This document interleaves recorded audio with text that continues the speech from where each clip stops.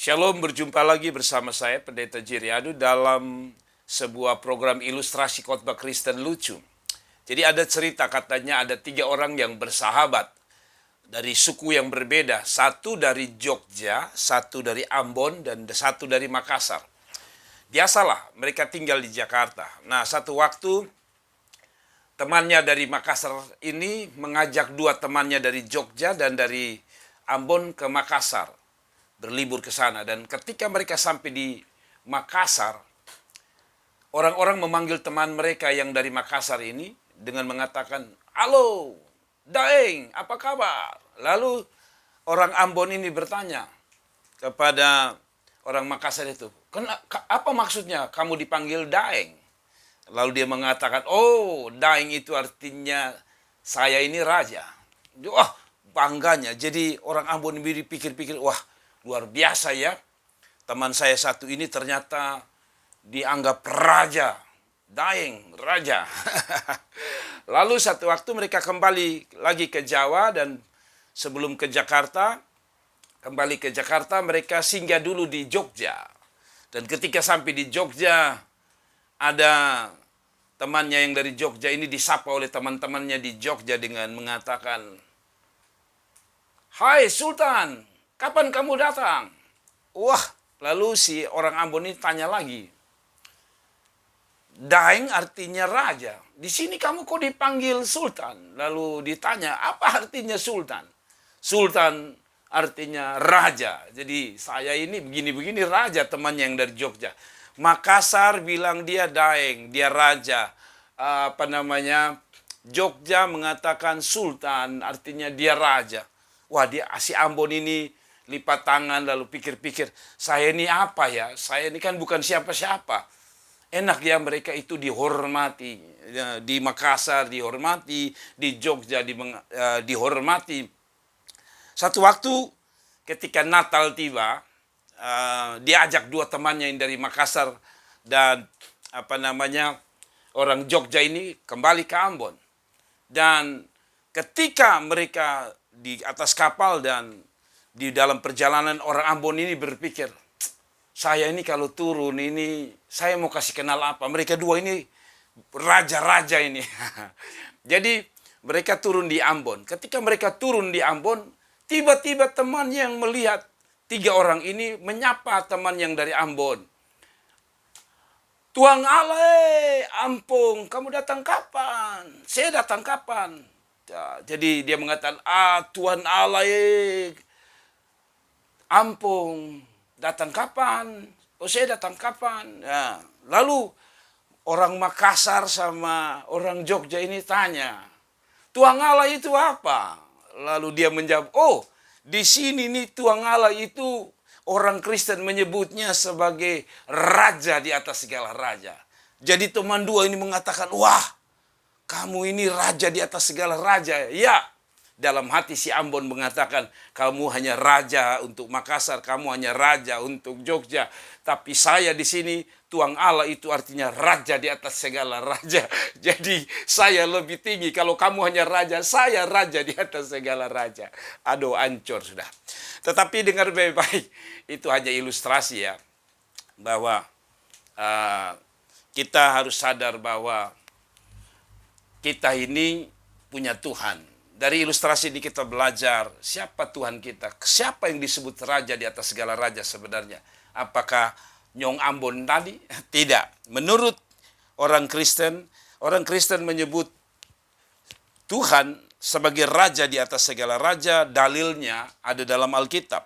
Wahyu 19 ayat 16.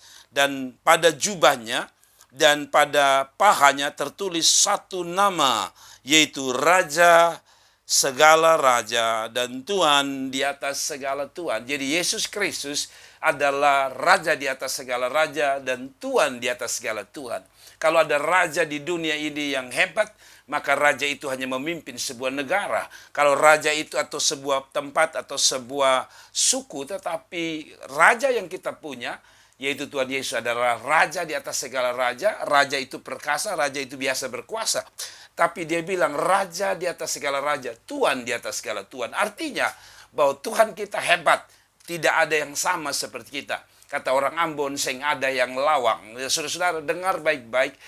Tuhan kita adalah raja di atas segala raja. Nah, pelajaran berikut dari ilustrasi tadi, saudara-saudara, saya mau kasih tahu bahwa Alkitab juga mengatakan bahwa turutilah perintah dengan tidak bercacat dan tidak bercela, hingga pada saat Tuhan kita Yesus Kristus menyatakan dirinya, yaitu saat yang akan ditentukan oleh penguasa ya satu-satunya dan yang penuh bahagia, Raja di atas segala raja dan Tuhan di atas segala Tuhan. Jadi Paulus sendiri mengakui Yesus, Rasul Paulus mengakui Yesus adalah Tuhan, Raja di atas segala raja. Nah, kalau tadi ilustrasi tadi, Nyong Ambon tadi hanya bangga karena walaupun itu hanya istilah ya, itu hanya cerita, itu hanya ilustrasi.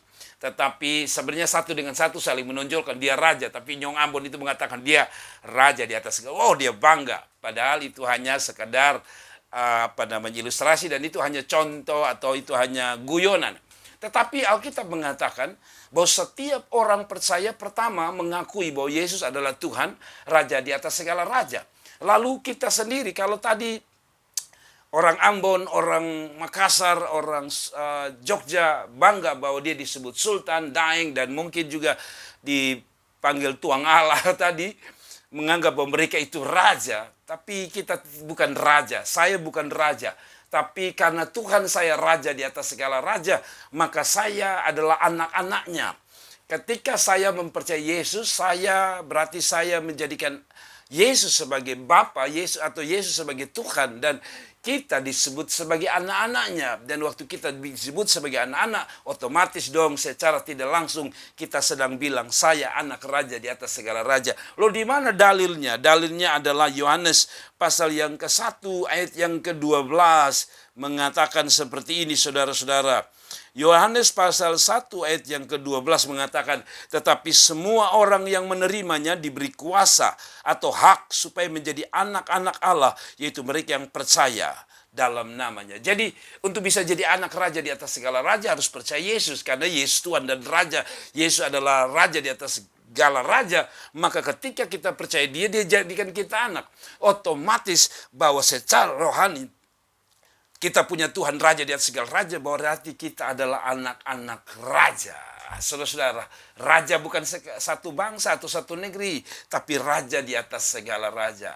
Yang kedua, kita belajar, lalu mungkin kita berkata, loh bagaimana mungkin saya bisa jadi anak Allah? Satu lagi firman Tuhan, dan dia mengatakan, dan jika kita adalah anak, maka kita juga adalah ahli waris. Maksudnya orang-orang yang berhak menerima janji-janji Allah yang akan menerimanya bersama-sama dengan Kristus. Yaitu jika kita menderita bersama-sama dengan dia, supaya kita juga dipermuliakan bersama-sama dengan dia. Jadi kesimpulan saudara, anak raja atau anak raja itu bukan sekedar sebuah mimpi. Kita orang-orang percaya adalah anak raja di atas segala raja. Ketika kita percaya dia, kita jadi anaknya raja. Ketika kita percaya kepada dia dan diselamatkan, kata Alkitab bahwa kita mendapatkan warisan kerajaan Allah. Pelajaran yang baik bahwa jangan pernah jual Yesus, raja di atas segala raja. Karena ketika engkau menjual Yesus, engkau dalam konteks Alkitab disebut sebagai budak. Budak tidak berhak menerima warisan daripada raja. Hanya mereka yang tetap berada dalam Tuhan atau yang disebut percaya pada Tuhan dan setia sampai akhir hidup yang akan menerima warisan. Warisan apa itu? Warisan raja. Warisan raja berupa apa? Warisan kerajaan Allah. Jadi saudara-saudaraku, dengan saudara menolak atau saudara menjual Yesus, saudara pergi meninggalkan Yesus, Anda sedang dihapus dari nama keturunan kerajaan sorga. Jadi jangan mimpi ya, kalau saudara pingin ke sorga tapi saudara buang Yesus. Jangan mimpi ya, kalau saudara pingin ke sorga tapi saudara tolak Yesus. Karena Alkitab mengatakan mereka yang menolak Yesus pasti binasa, apalagi menjual dan membuang Yesus. Jadi saya pesan kepada kita, ingat kita anak raja di atas segala raja. Dan pelajaran terakhir untuk kita sekalian orang-orang Kristen. Satu, jangan pernah merasa minder. Kita hanya orang miskin, kita hanya orang-orang tidak punya apa-apa karena Yesus adalah raja di atas segala raja. Berarti kita keturunan raja, kita anak raja di atas segala raja. Kalau kita anak raja di atas segala raja, maka pelajaran berikut adalah jangan pernah merasa minder. Karena semiskin-miskinnya kita, sesusah-susahnya kita dalam kerajaan Allah, kita disebut sebagai anak-anak raja. Yang kedua, kita diajar untuk bermental raja. Raja, anak-anak raja tentu disediakan semua, segala sesuatu.